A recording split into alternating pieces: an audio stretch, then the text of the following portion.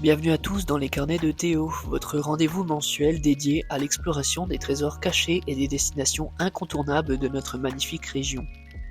Que vous soyez habitant de longue date ou visiteur curieux, cette émission vous guidera à travers les paysages pittoresques et les expériences enrichissantes que nous offre le territoire Ventadour-Égletons-Monétiers. Chaque mois, je serai votre guide dans cette aventure au cœur de notre patrimoine naturel, culturel et historique.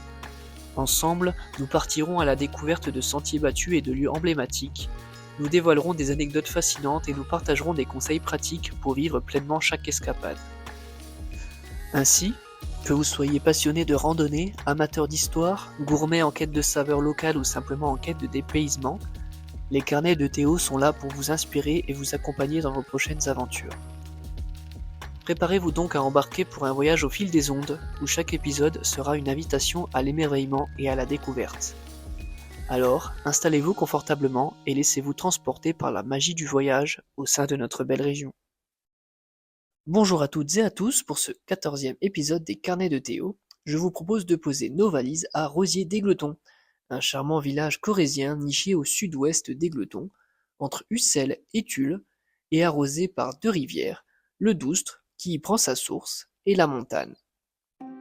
Avec ses 1087 habitants, qu'on appelle les Rosierois, et ses 40 hameaux répartis entre vallons et collines boisées, Rosiers d'Égletons s'étire discrètement mais fièrement jusqu'à atteindre les 820 mètres d'altitude. C'est un village à la fois authentique et vivant, où l'histoire religieuse, les paysages vallonnés et la mémoire locale se dévoilent à qui prend le temps d'observer. Dans cet épisode, nous explorerons le patrimoine religieux de la commune, les figures qui ont marqué son histoire, mais aussi les chemins de randonnée qui vous feront découvrir ses moindres recoins. Alors enfilez vos chaussures, c'est parti pour l'aventure à Rosiers. Rosiers d'Égletons est un village dont l'histoire se lit presque à chaque pas. Bien avant qu'on ne parle d'Égletons comme pôle de référence, Rosiers était un centre majeur du territoire, bien implanté sur un axe stratégique traversé par une ancienne charrière gauloise, aujourd'hui connue sous le nom de charrière profonde. Cette voie a été utilisée pendant des siècles, avant d'être peu à peu relayée par la route nationale 89, puis par l'autoroute A89, qui suit une logique similaire du dessert de territoire. Les traces du passé sont nombreuses ici. Des silex taillés, vestiges préhistoriques, y ont été retrouvés, tout comme des traces gallo-romaines attestant l'existence d'un vicus, une sorte de bourg antique. Dès 937, Rosiers est mentionné comme chef-lieu d'une viguerie, un poste administratif important où un viguier représentait les intérêts d'un comte ou d'un vicomte. À cette époque, l'église d'Égletons n'était qu'une annexe de celle de Rosiers, preuve du rôle central que jouait le village. Au fil des siècles, de nombreux hameaux se sont implantés autour du bourg. Au XIXe siècle, on en comptait 28, parmi lesquels Chandrieux, Maumont, Le Bessard ou Laval. Certains de ces noms ont aujourd'hui disparu ou ont été absorbés par l'évolution du village. À cela s'ajoutaient pas moins de 18 moulins, dont la plupart ont disparu mais qui témoignent d'une vie rurale intense, rythmée par les rivières locales, notamment le Doustre qui prend sa source ici même. Rosiers, c'est aussi une commune à la mémoire vivace. Pendant la Seconde Guerre mondiale, le hameau d'Auchère a accueilli plusieurs groupements de travailleurs étrangers, les 101, 103e et 653e GTE, qui participaient aux efforts de production, souvent dans des conditions très difficiles. Une page sombre de l'histoire, mais essentielle à connaître pour comprendre les parcours de vie qu'abrite ce territoire. Et si Rosiers d'Égletons a su préserver son patrimoine, elle regarde aussi vers l'avenir.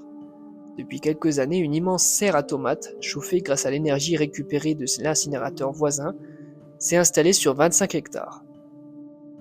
40 000 plants y produisent chaque année environ 1000 tonnes de tomates, une façon de conjuguer agriculture et innovation au service du développement durable. Et enfin, pour les enfants ou les grands curieux, un livret-jeu est disponible à l'office de tourisme d'Égletons, une manière ludique de partir à la découverte de ce village, de son passé, de ses paysages et de quelques secrets bien gardés. Dans la suite de cette chronique, nous irons à la rencontre d'un patrimoine incontournable, l'église du village et l'histoire de la famille Roger, d'où sont issus deux papes du XIVe siècle. Rosiers d'Égletons possède un trésor architectural et historique rare, son église paroissiale, à la fois lieu de culte et lieu de mémoire. et pas n'importe quelle mémoire, puisqu'il s'agit du seul édifice religieux au monde connu pour avoir vu le baptême de 2 futurs papes, Clément VI et Grégoire XI, tous deux issus de la famille puissante Roger. L'église, érigée au XIIe siècle sur des soubassements mérovingiens, a traversé les siècles en gardant l'essentiel de son identité. Sa partie romane, notamment l'abside à coupole, le chevet à 5 pans ou encore les fenêtres en plein cintre à boudin, typiquement auvergnat, témoignent de cette ancienne splendeur. 10 modillons sculptés sous la corniche viennent égayer la façade, alternant visage humain, forme animale et motifs géométriques. À l'intérieur, l'édifice séduit par la finesse de ses détails. Dans la première chapelle, les arcs reposent sur des culs de lampe finement ouvragés, tandis que dans la seconde, une voûte en ogive à 6 nervures impressionne par sa technicité. Dans la troisième chapelle, un chapiteau en forme de coquille creusée en bénitier rappelle les origines romanes du lieu. Et surtout, dans la nef, une ancienne cuve baptismale a probablement servi lors des baptêmes de ces 2 enfants du pays devenus souverains pontifes. Mais qui étaient ces 2 papes que l'histoire a liés à jamais à Rosiers-des-Gletons ? Clément VI, né Pierre Roger, est élu pape en 1342.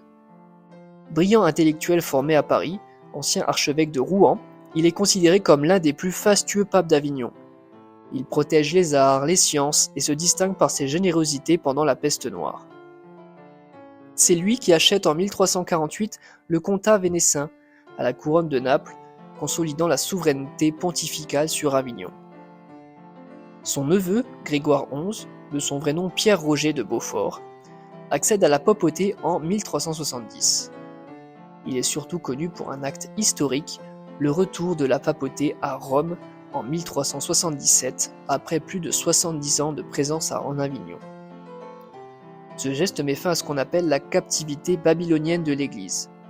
Il meurt l'année suivante en 1378, peu avant que débute le grand schisme d'Occident. Grâce à eux, le petit village de Rosiers est entré dans la grande histoire, et son église, toujours debout, en garde les traces.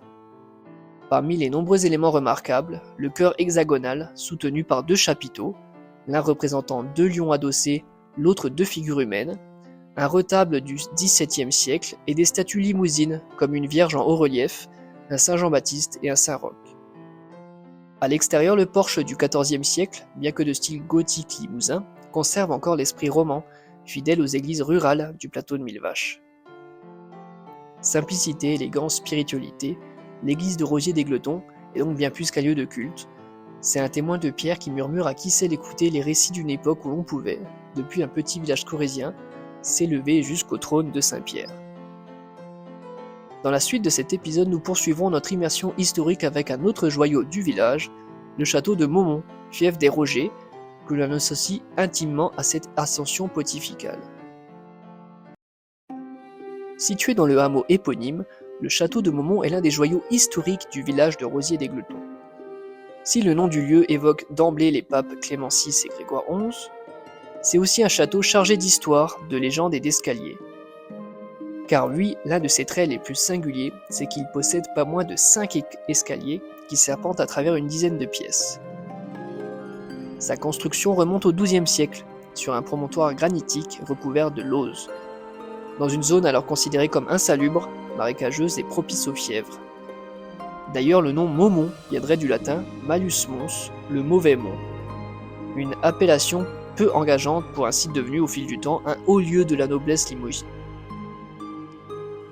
La légende fondatrice raconte qu'un paysan, venu livrer du miel au château de Ventadour, aurait impressionné le vicomte Èble II par sa générosité. Ce dernier, touché, lui aurait offert la terre de Maumont et anobli ses enfants. C'est ainsi, dit-on, que la lignée des Maumont serait née. Et si cette histoire relève sans doute plus de contes que de l'archive, elle en dit long sur le prestige que la famille allait acquérir. À partir du XIIIe siècle, les Maumont s'imposent comme des puissants seigneurs. Le château évolue, se transforme, remanié au XVIe, puis à nouveau au XIXe siècle, notamment sous l'impulsion de l'amiral de Montagnac, qui y ajoute une aile et confie les travaux à l'architecte Bardon de Cueux. L'édifice, aujourd'hui inscrit au monument historique depuis 1976, allie le style Renaissance du corps de logis au caractère médiéval du donjon, avec ses machicoulis et son chemin de ronde. Il n'est pas sans rappeler d'ailleurs le château de Sédières, autre joyau corrézien. Le château, ce n'est pas qu'une bâtisse, c'est aussi tout un domaine. Grange, étable, bergerie, four à pain, forge, autant de dépendances accessibles par 2 porches d'entrée, sans oublier la chapelle, fondée à la fin du XVe par Charles de Maumont, dont l'une des cloches, datée du XVe siècle, est classée. Une anecdote d'ailleurs amusante, après l'écroulement de la chapelle, un long litige opposa les propriétaires et les paroissiens quant à la possession des cloches. Finalement, la justice trancha, elles devaient rester à Maumont. Aujourd'hui encore, elles résonnent pour annoncer les décès dans les hameaux alentours, perpétuant une tradition multiséculaire. Parmi les figures marquantes de cette lignée, on note Charlotte de Maumont, demoiselle d'honneur à la cour de François Ier, ou encore Renaud de Chauvence, dernier Montaignac à occuper le château au XIXe siècle. Passionné de mécanique, il trouva la mort en 1898 lors d'une course automobile, dans ce qui fut considéré comme le premier accident mortel de la discipline. Au XXe siècle, le château change de main. Il devient propriétaire des familles Calary, de l'Air, puis de la commune en 1976, avant d'être revendu en 1991 à la famille Maréchal. Mais en 2024, un nouveau chapitre s'est ouvert. Le château a été vendu à un couple venu tout droit des États-Unis. À eux désormais d'écrire la suite de cette histoire, en gardien d'un patrimoine vivant fait de pierres, de mémoire et donc d'escaliers. Alors bienvenue à eux et surtout longue vie au château de Maumont.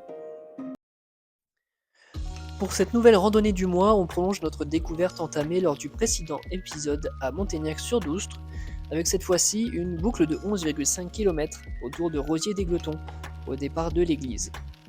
Une randonnée de niveau facile à moyen, balisée en jaune, qui vous demandera environ 3 heures de marche. Ce parcours vous fera voyager entre les reliefs boisés du plateau limousin et la douce plaine du Doustre, alternant entre prairies humides, forêts, petits hameaux et étangs paisibles. Vous retrouverez d'ailleurs l'étang de Gros, déjà évoqué dans notre chronique sur Montaignac, lieu incontournable pour les pêcheurs ou pour une pause pique-nique. Au fil de votre marche, vous croiserez également le rocher branlant, posé au-dessus de nos cascades du Doustre, et bien sûr le village de Rosiers, avec son église et ses paysages.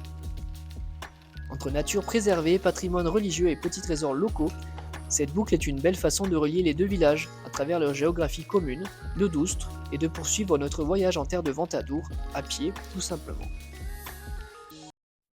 Nous arrivons au terme de ce 14e épisode des Carnets de Théo, consacré à Rosiers-des-Gletons, un village à l'histoire riche et singulière. Ici, les origines gauloises côtoient les grandes figures du Moyen-Âge, avec Clément VI et Grégoire XI, deux papes nés sur ces terres dont l'empreinte marque encore l'église et le château de Maumont. Au fil des siècles, Rosiers a su préserver son patrimoine, ses hameaux, ses moulins disparus et ses traditions, tout en regardant vers l'avenir comme en témoignent les projets agricoles et les outils pédagogiques proposés aux familles. Ce village est donc un véritable trait d'union entre mémoire, culture et modernité. Merci à vous de nous avoir suivis, on se retrouve très bientôt pour le prochain épisode des Carnets de Théo. D'ici là, ouvrez l'œil, chaque pierre, chaque sentier, chaque clocher peut vous raconter une histoire.